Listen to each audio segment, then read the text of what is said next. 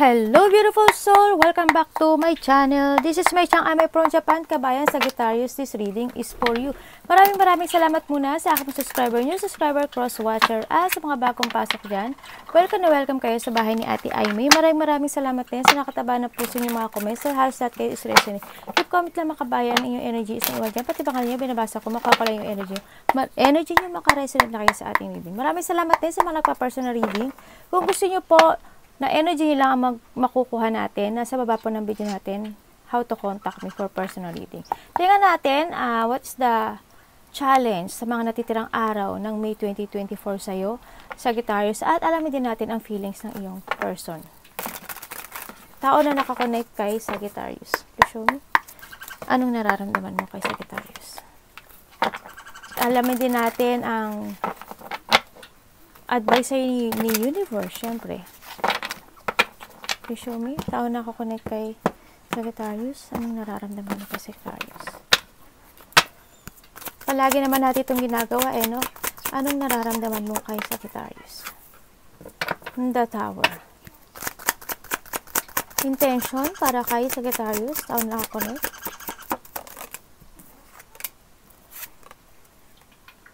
The Eight of Swords and the Five of Pentacles.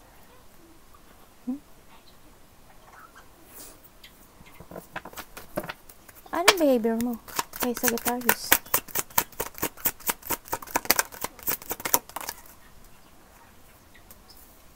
Sa Seven of Cups. Sagittarius, ano nararamdaman mo dito?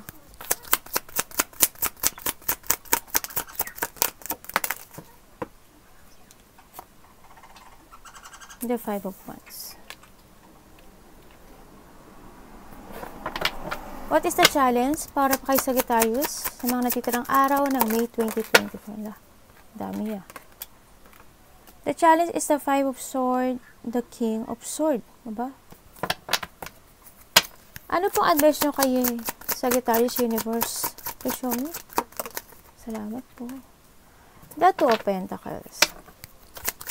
Overall energy. The Ace of Swords. Okay. Tao na nakakonect, bakit the Tower ang nararamdaman mo kay Sagittarius? Bakit the Tower? Ano yan?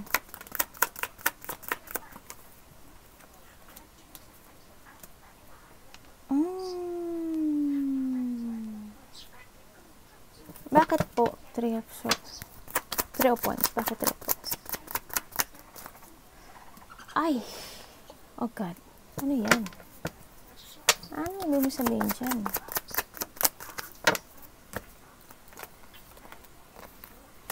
Okay.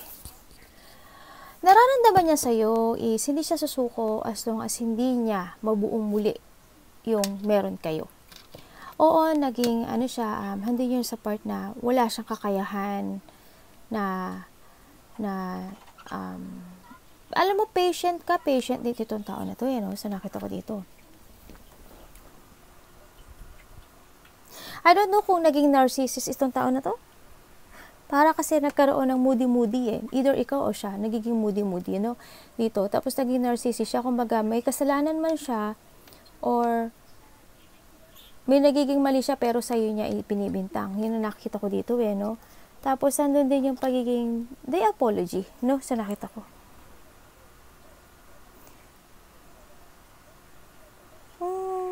Minsan, I don't know kung ikaw or siya ang nagiging exaggerated dito sa situation. Ganun.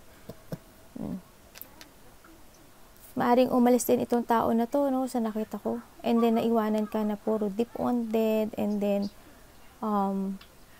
mga battle na ano. Pero kung hindi kayo nagkahiwalay nito, kung hindi kayo nagkakahiwalay sa ngayon, handun yung, isa sa inyo, tinatry nyo pa rin na, isa sa inyo hindi sumusuko para mabuwag yung relationship na meron kayo sa ngayon.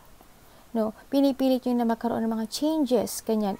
Kahit na nagkakaroon ng hindi magandang pagtitinginan, no, dito sa relationship na to, or hindi maging maganda. Kasi parang yung isa lang dito ang bigay ng bigay kumbaga. No, nagiging patient itong tao na to. Huwag lang mag-away, magkaisa lang, ganun. nararamdaman niya sa'yo is ano, ganun. Gusto niya mag-sorry, ganyan, apology. Kung umalis siya, sorry, umalis ako, nabigyan kita ng sakit, nabigyan kita ng ganyan. Yan. Pero andun pa rin sa part na nag-wish pa rin siya na mabuong muli yung meron kayo, no? Kung sa mga nagkahiwalay. Sa mga hindi nagkahiwalay, ganun. Ginagawa nyo yung best nyo para hindi totally mabuwag yung relationship nyo kahit nagkakaroon ng mga changes sa inyong relasyon, no? Intention niya sa'yo is the 5 of Pentacles and the 8 of Swords. Bakit? Bakit? Saan yun?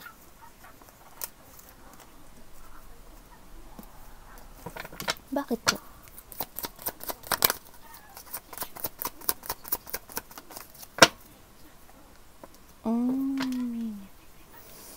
Okay.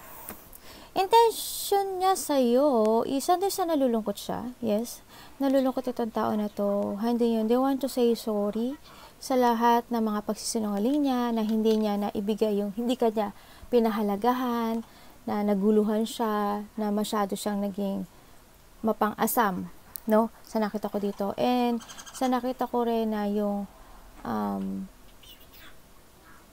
na always think negative ang nakikita ko sa kanya, no? Dito yan. Gusto niya mag-sorry. Nandun yung pagiging mahalaga ka sa kanya. Kahit anong mangyari, mahalaga ka sa kanya. And then, ikaw yung nagbibigay sa kanya ng palaging, I don't know kung sino yung, kasi parang marami siyang pagsisinungaling na naganap dito sa'yo, sa inyong dalawa. Parang puro kasinungalingan. When it comes din sa money, nagsisinungaling siya. When it comes din sa, kasi wala siyang pera actually, no? Handun yung lack of money itong tao na to May trabaho naman siguro siya, pero handun sa hindi sapat or naging pabigat siya siguro sa'yo. Tsaka marami siyang kasinungalingan. Ayun, nagsusorry siya. Yan. Kung nagkahiwalay kayo, babalik to say sorry. Nalulungkot siya, syempre. Yan. Gusto na niya makawala dito sa situation na hurt siya. Or vice versa. Yun na nakita ko.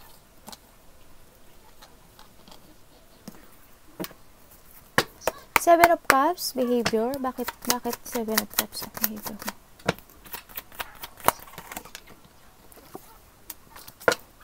Wala, 2 o 8. At saka 7 kanina.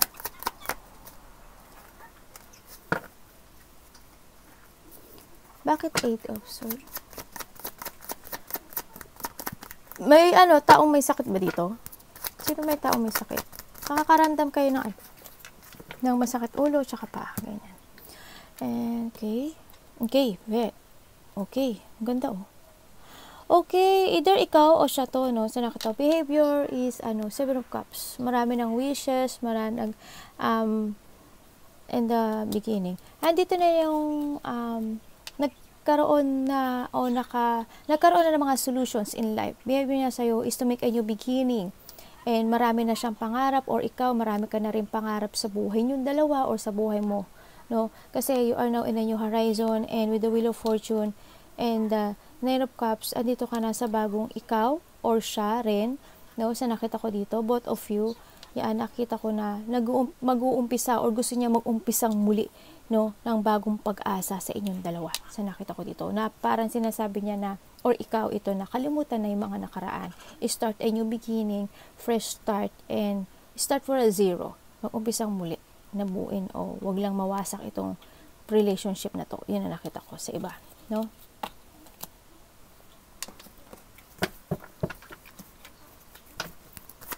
Bakit 5 of Wands ang nararamdaman mo sa tao na to?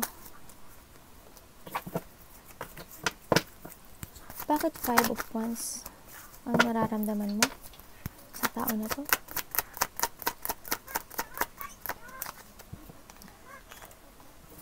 Bakit, 8 of Pentacles? Hala, naloko na. Okay, nararamdaman mo sa tao na to na minsan siguro naiirita ka, nakakainis siya, and then siguro nag-aaway kayo. Hando na yung minsan siguro natatapakan niya mo o siya, yung ego niya, no? Hando yung, oo, nararamdaman mo sa tao na to na hando naman siya na nag-give effort naman siya minsan, kaya lang may pagsisinungaling lang din. Oo, marami siyang pangarap sa buhay, kaso naguguluhan siya.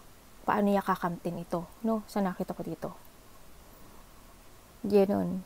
And then, minsan din nagiging unfair siya, tapos minsan nagiging siguro, either ikaw o siya ang nagiging manipulative dito sa situation na to, minsan bitter siya. No, minsan nandun siya na nagiging cold-hearted siya, or ikaw ang nagiging cold-hearted dito sa situation. Minsan naliling lang kanya, or may pangliling lang na nangyari sa inyong situation, sa inyong relasyon, ano, sa nakita ko dito. Or ikaw ang nagiging effort dito sa relasyon na to. Ganon, either ganon. Kasi baka vice versa to. Yun, nararamdaman mo sa kanya, magulo utak niya, actually. Magulo. Marami siyang pangarap, pero siguro kulang siya sa effort. No? At bakit naman the 5 of Swords and the King of Swords ang challenge mo sa natitirang araw ng May 2024? Bakit po? 5 of Swords at King of Swords? Puro sword to ba?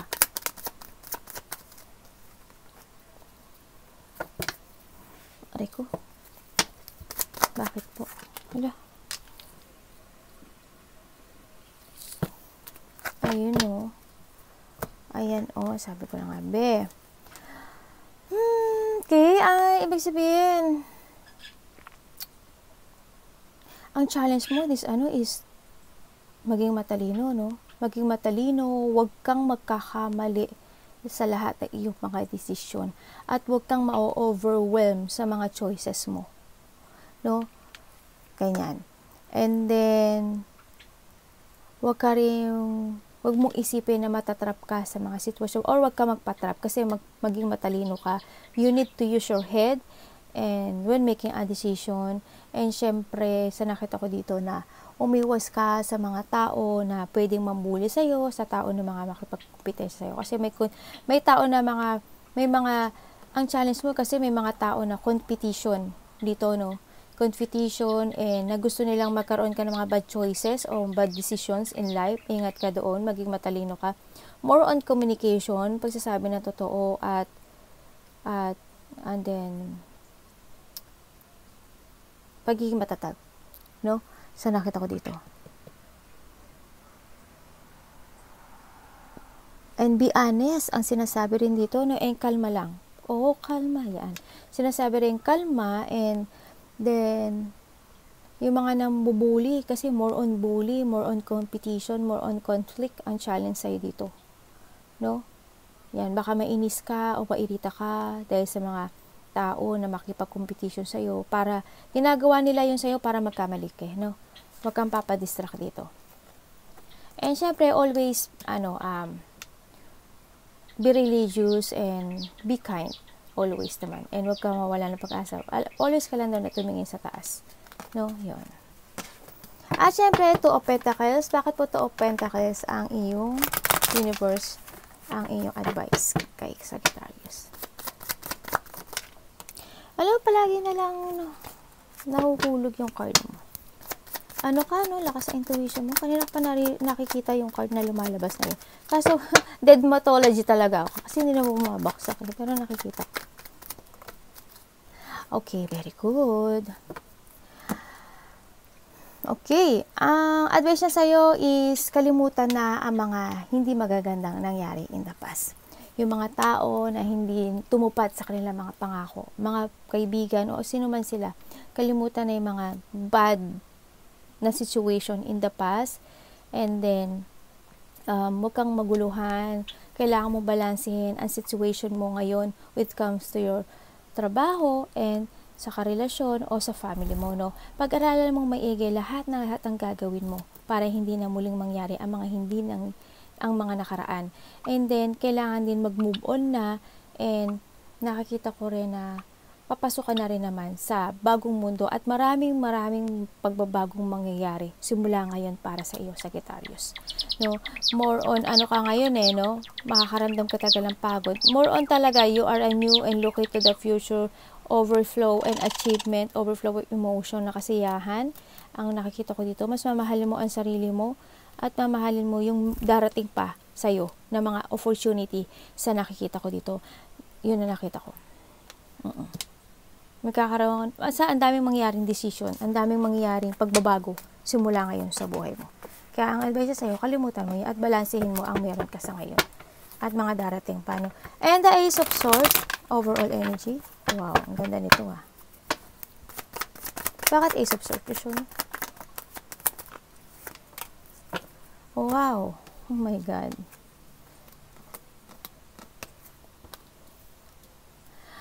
Okay, ang ano sa'yo, overall energy mo ngayon is focus, pagpupunla, focus sa ginagawa mo ngayon, and gawin mo yung gusto mong idea, new project, new business, new work, kung ano man yan, kung ano yung idea mo, gawin mo daw yun.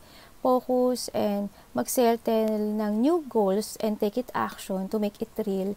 And sinasabi rin na mas mahalin mo yung sarili mo at yung mga nasa paligid mo. And pagpupunla, paghihintay ng mga ipinunla is darating na sa buhay mo, no, with a victory and success. Yes, mag-i-start na ang new beginning ng iyong journey, no, within a month.